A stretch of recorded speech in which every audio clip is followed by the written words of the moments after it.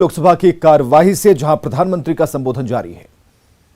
हमारे लिए वो कालखंड भी वैसा ही था, लेकिन आज पोस्ट कोरोना जो नया वर्ल्ड ऑर्डर तैयार होगा और होना ही है, किस रूप का होगा, कैसा होगा, कौन उसको इनिशिएट करेगा, वो तो वक्त बताएगा। लेकिन दुनिया ने जिस प्रकार से संकट को झेला है, दुनिया इस पर सोचने के लिए मजबूर हुई है और होना है। ऐसी स्थिति में भारत विश्व से कट करके नहीं रह सकता। भारत एक कोने में गुजारा नहीं कर सकता है।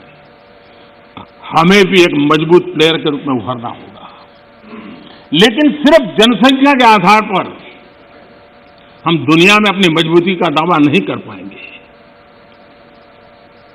वो एक ताकत है, लेकिन इतनी ताकत मात्र से नहीं चलता है। नए वर्ल्ड ऑर्डर में भारत को अपनी जगह बनाने के लिए भारत को सशक्त होना पड़ेगा, समर्थ होना पड़ेगा, और उसका रास्ता है आत्मनिर्भर भारत।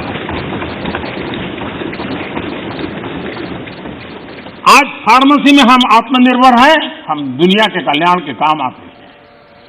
भारत जितना आत्मनिर्भर बनेगा और जिसकी रगों में सर्वे सुखिनः भवन्तु का मंत्र जड़ा हुआ है, वो जितना सामर्थ्यवान होगा, मानव जात के कल्याण के लिए, विश्व के कल्याण के लिए एक बहुत बड़ी भूमिका अदा कर सकेगा।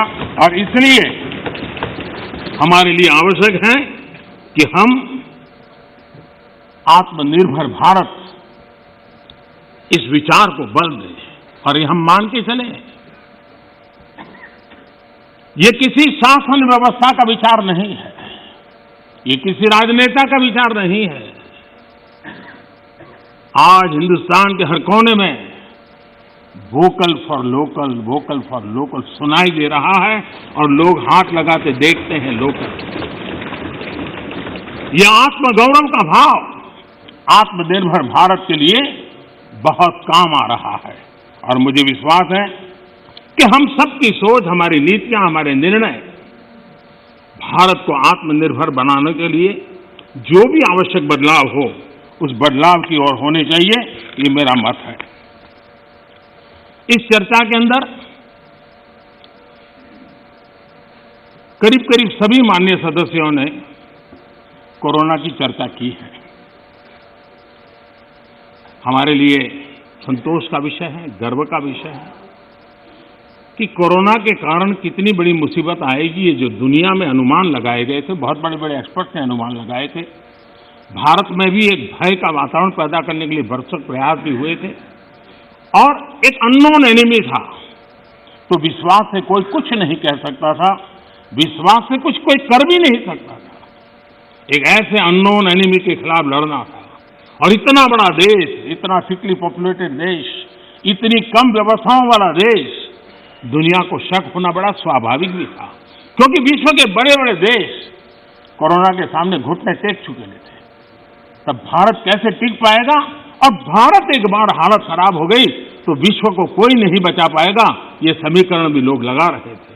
ऐसे में ये 130 करोड़ देशवासियों की डिसिप्लिन, उनका समर्पण, इसने आज हमें बचा के रखा है। क्रेडिट गोज टू 130 करोड़ हिंदुस्तानी, और इसका गौरव गान हमें करना चाहिए। भारत की पहचान बनाने के लिए ये भी एक अवसर है। हम अपने आप को कोसते रह करके कहें दुनिया हमें स्वीकार करे, ये कभी संभव नहीं होता है। हम घर में बैठकर अपनी कमियों के साथ जूझेंगे, कमियों को ठीक करने का प्रयास करेंगे, लेकिन विश्वास के साथ विश्व के सामने जाने का तजुर्बा भी रखेंगे, तब जाकर के दुनिया हमें स्वीकार करेगी। अगर आप अपने बच्चों को घर में नहीं स्वीकार करते हो, चाहोगे मोहल्ले में बच्चा स्वीकार करे, कोई स्वीकार करे, कोई स्वीकार नहीं करता। दुनिया का नियम है, और इसलिए हमें इस बात को करना चाहिए। श्रीमान मनीष तिवारी जी ने एक बात कही, उन्होंने कहा भाई भगवान की कृपा है तो कोरोना में हम बच गए।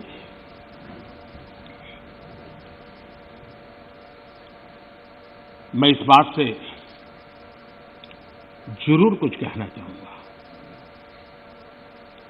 ये भगवान की ही कृपा है जिसके कारण दुनिया इतनी बड़ी हिल गई, हम बच गए भगवान की क्योंकि वो डॉक्टर, वो नर्स भगवान का रूप बन के आए।